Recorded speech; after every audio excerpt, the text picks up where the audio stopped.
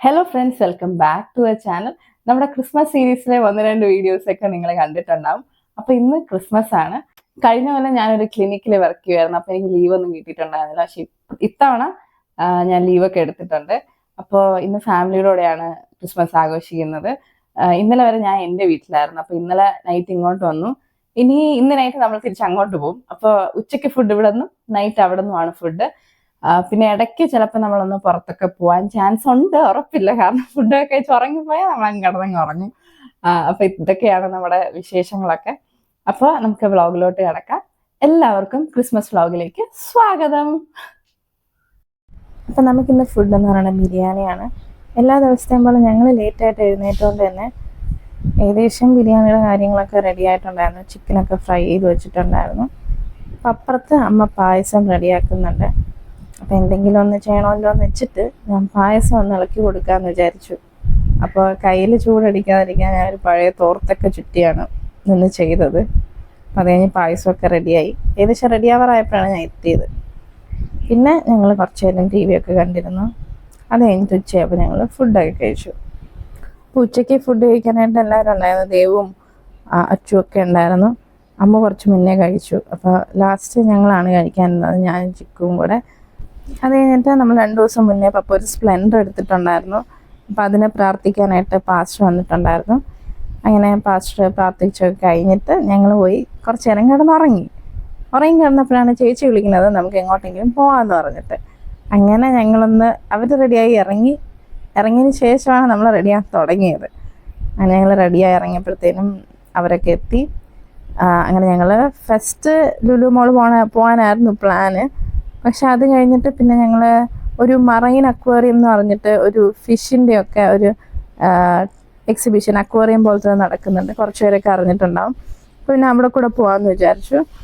ആദ്യം ഞങ്ങൾ വിചാരിച്ചത് ഈ ഡിസയർ ഇവിടെ വീട്ടിലിട്ടിട്ട് ഇന്നോവയിൽ എല്ലാവർക്കും കൂടെ പോകാമെന്നായിരുന്നു.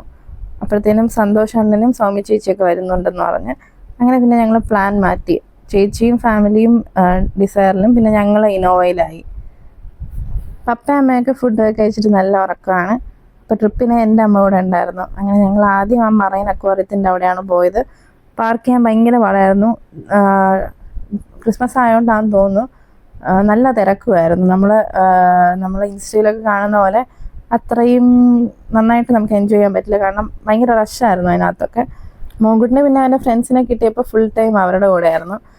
നമ്മുടെ കൂടെ ഒന്നും നടക്കുന്നുണ്ടായിരുന്നില്ല. അച്ഛൻ്റെ അപ്പാളുടെയും കൂടെ നടുക്കങ്ങ് പറന്ന് നടക്കുകയായിരുന്നു മോൻകുട്ടി. ശരിക്കും പറഞ്ഞാൽ ഒരുപാട് വീഡിയോസ് ഒന്നും എടുക്കാൻ പറ്റിയില്ല. മൊത്തത്തിൽ അങ്ങ് ഫാമിലിയുടെ കൂടെ എൻജോയ് ചെയ്ത് നടക്കുമായിരുന്നു. ഈ അക്വേറിയത്തിൻ്റെ വീഡിയോ ഞാൻ സെപ്പറേറ്റ് തന്നെ ഒരു വീഡിയോ ആയിട്ട് ചെയ്യാം. അല്ലാണ്ടുള്ള കാര്യങ്ങളൊക്കെയാണ് ഇതിനകത്ത് കാണിക്കുന്നത്.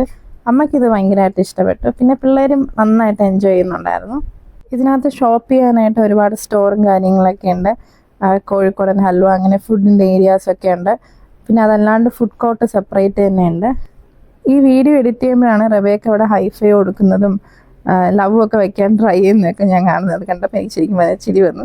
അങ്ങനെ ഞങ്ങൾ ലുലു മോളിലെത്തി. ലുലു മോളിൽ എന്തോ ഒരു പ്രോഗ്രാമും കാര്യങ്ങളൊക്കെ നടക്കുന്നുണ്ട്. അപ്പോൾ ഭയങ്കര തിരക്ക്. പാർക്കിങ്ങിന് സ്ഥലം കിട്ടാനേ ഇല്ല. നമ്മൾ ആ റോഡിൽ ഏകദേശം ഒരു അരമണിക്കൂറോളം ഇങ്ങനെ നിന്ന് അവസാനമാണ് നമുക്ക് പാർക്കിങ്ങിന് കിട്ടിയത്. അകത്ത് കയറിയപ്പോഴും പാർക്കിങ്ങിനുള്ള ഏരിയ ഒരുപാട് നോക്കിയിട്ടാണ് നമുക്ക് കിട്ടിയത്.